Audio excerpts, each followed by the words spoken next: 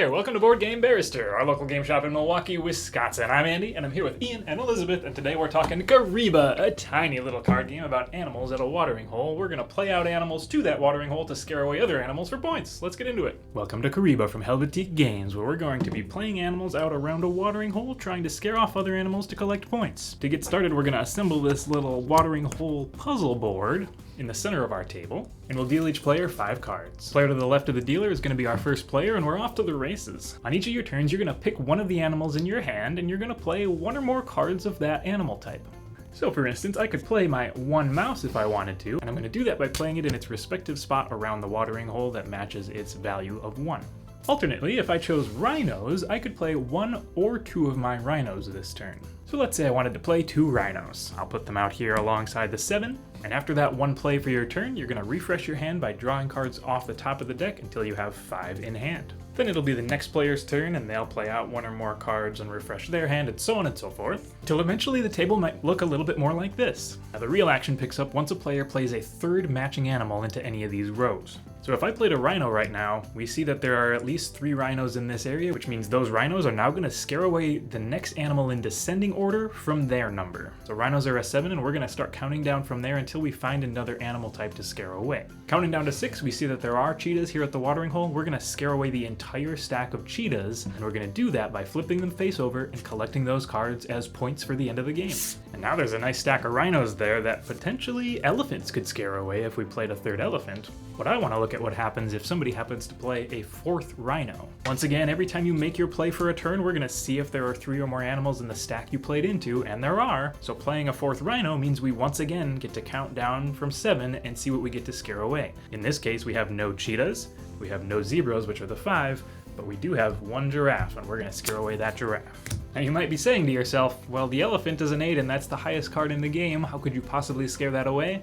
And that's where our mice come in. Mice are the one and only animal that can scare the elephants, and that happens to be the only animal that a mouse can scare. When a 3rd mouse hits that pile, we're going to look to see if there are any elephants currently, and we scare away any of those elephants. Again, if there are no elephants, we're not going to keep looking down from there, so mice can't scare rhinos or anything else. We're going to keep on playing until our draw deck runs out, and when that happens, that means we no longer refresh our hands at the end of our turns. And as soon as one player at the table has emptied their hand by playing their final cards, that's what triggers the end of the game. Then we're going to count up all the cards we've all collected, and you get 1 point per card and see who won it. I love how simple and straightforward the game is. We've got, these rainbow colors, they've got a number on them, each one is a different animal.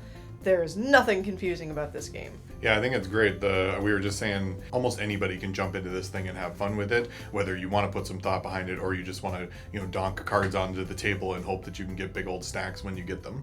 Everyone is super engaged. The play is relatively quick. The game duration is relatively short. So if you want to get someone to play a game who it's difficult to convince, oh, did you want to learn all these rules today? No, thank you. This one is going to be super easy to get onto the table because it's so easy to learn and it's super, super engaging. You're going to be watching the table the entire time you're playing, and you're really not waiting very long until it's your turn again. 10 seconds. The constant feeling of, oh, you took my thing, and oh, I got you, kind of feeling that goes back and forth as you take your turns was just awesome. It was a constant roller coaster of, oh man, oh wait, I can take these, kind of feeling of success and failure all throughout the 3 seconds before your turn came back up, and then you're drawing new cards constantly, so you've got this different plan that evolves based on what the table looks like and what's in your hand. So it was this really fun, like I said, roller coaster of emotions of happy and sad, high and low moments of card play. Yeah, I mean, you could easily play this with a kid all the way down to, it says 6 on the box. Yeah. I think a 5-year-old could play this game, frankly, maybe not well, but interacting with the mechanics, there's nothing to it, so that's really cool. But also, me and my adult friends are always getting randomly addicted to super simple games where we can just have moments of great triumph and great defeat without too many feel-bads. And it never feels that bad in this one, because you know that largely you can blame luck for a moment where somebody else stole an entire stack out from under you, or you just aren't getting the draws you needed. And it even suggests that you play 3 games in a row to kind of even out one game where you had really bad luck potentially. So there's nobody I would not suggest try this game out either as a filler for a game night or as a really great family game.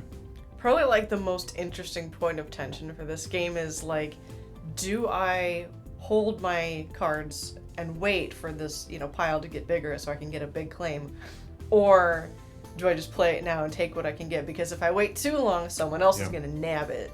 For sure. Well, and I was thinking about a 2-player version of this game because it says 2 to 4, and I think that becomes a lot more prevalent when you're doing 1 versus 1. So I think it'd be a great date night game as well, where you can sit down across from one another and wait for them to play out certain cards, and then hopefully you're holding the the key card to play that 3 of a kind, or to set yourself up on the ones to take the the mice killing the elephant. Oh, sorry. Scaring away the elephant from the watering hole. No killing in the game. Yeah. But the mice scare the elephants away, etc. So I think that would be a really fun, 2-player experience, and the back and forth on that would be awesome. No waiting around for them to complete their turn, and a little more thought on when you're playing your cards out would be pretty interesting. So there's 2 game modes in this game which are only very subtly different from each other. It claims the experienced game mode is for folks who have played a few times, and the only difference you do when you do that is you put 3 cards face up on the table at all times to be a alternate draw pile. So when you're refreshing your hand at the end of your turn, you can draw from the main deck, from that face up area, or from a collection of both, an assortment of both. And then you just refresh the face up area and go from there. It's interesting in that everybody has more options, you don't just draw randomly, and everybody gets a little bit more information about what's not in the deck, what's going into people's hands, things like that. As far as complexity and difference in gameplay, we didn't notice a lot. I think it's totally personal preference for your group and what feels more fun. I would not suggest one over the other to any specific person based on how it felt for us. It felt like the same game, but with like 1 rule change.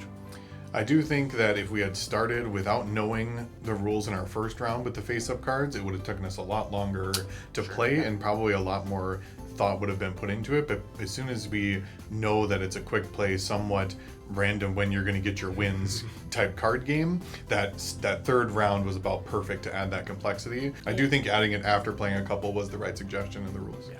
All right, that does it for KARIBA. Thank you so much for joining us. We had a fantastic time with this one. Hit that like button, leave a comment if you got one, and subscribe to see all our new videos every single week when we post those, and we'll see you next time. Thanks for joining us.